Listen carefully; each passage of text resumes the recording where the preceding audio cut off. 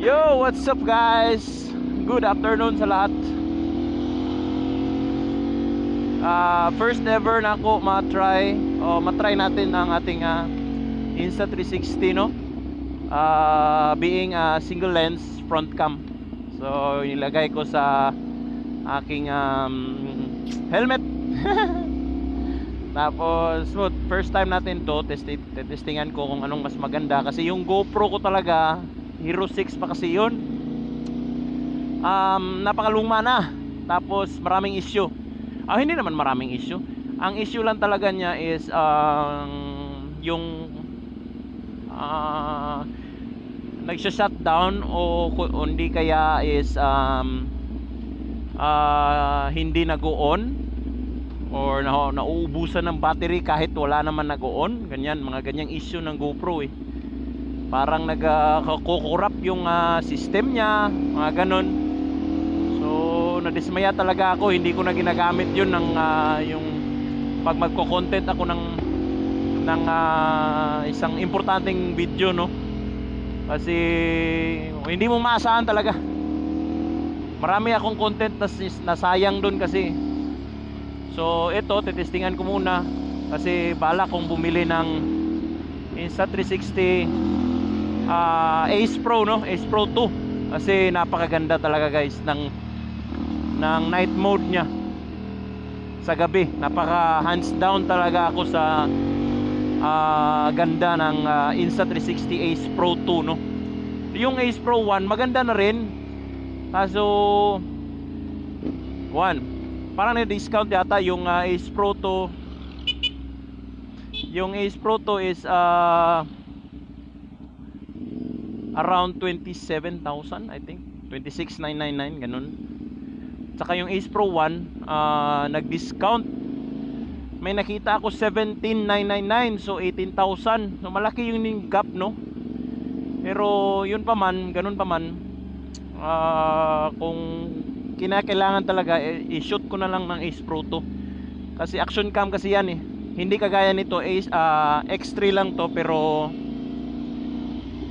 yung X4 kasi hindi ko masyadong magamit into its max useful niya na ano, features kasi kasi kanang 8K resolution. So guys, ang 8K napaka sakit na po yan para sa aking laptop, no?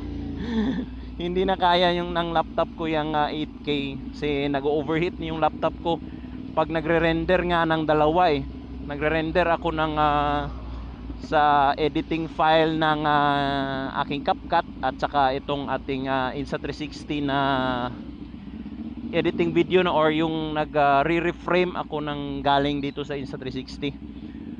So yan masasabi ko overkill talaga para sa akin ang isang X4, no? Insta360 X4. Ngayon pa man sa Ace Pro is an action cam. So meron yata siyang 5.7K 60 fps. Oo. So napakasarap niyan guys, as in pure 5,700 yan na flat. Kasi itong Insta360 is pa 5.7K na resolution, kaso lang is sa buong 360 na kasi yan eh. So stretch pa rin. At pag i-cut mo yan is around, naandyan pa rin yan sa mga 1080p pa rin yan, no? Yung kanyang resolution. Pero ibang 1080p kasi mas pino siya. So yun, mas mataas yung bitrate, mas maganda talaga. Saan na yun? Yung plaka ko. Ayun, yung plaka ko, putang ina, nahulog na yung plaka ko. Yan. So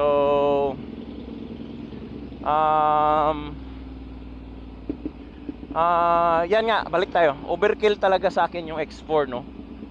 At yun, yung Ace Pro 2, yun yung kinagandahan ko kasi napakaganda talaga ng night mode, guys. Marami akong naiinggit ako sa mga vlogger dito sa Facebook pa lang yan, ha. Sa Facebook, guys, na napaka-clear. Tapos ang HD talaga niya, kahit na binababa ng Facebook sa 1080, lalo parati naman yan binababa ng Facebook talaga sa 1080 kasi para paging pangmasa ba. So ang maximum talaga na resolution po ng ating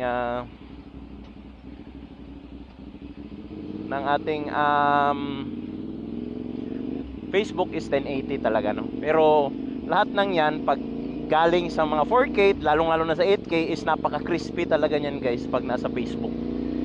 1080 nga lang yung kalabasan pero hindi pa rin hindi siya pure 1080, no. Napakaganda. So, ayan. So, plano ko nga ang ikuan. So, paano na tong GoPro 6 ko? Siguro sa mga subscriber ko na lang to, ibenta ko na lang to ng napakamura, no. Like around 2,000 na lang. Gusto nyo? 2,000? Meron na kayong GoPro, battery lang yung bibilin nyo doon sa Kitkay. Or mag-order kayo sa Lazada or Shopee, no. 2K.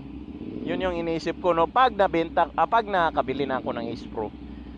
Kasi parati kasi akong na night ride, no, kasi yun lang yung oras ko na bakante, no.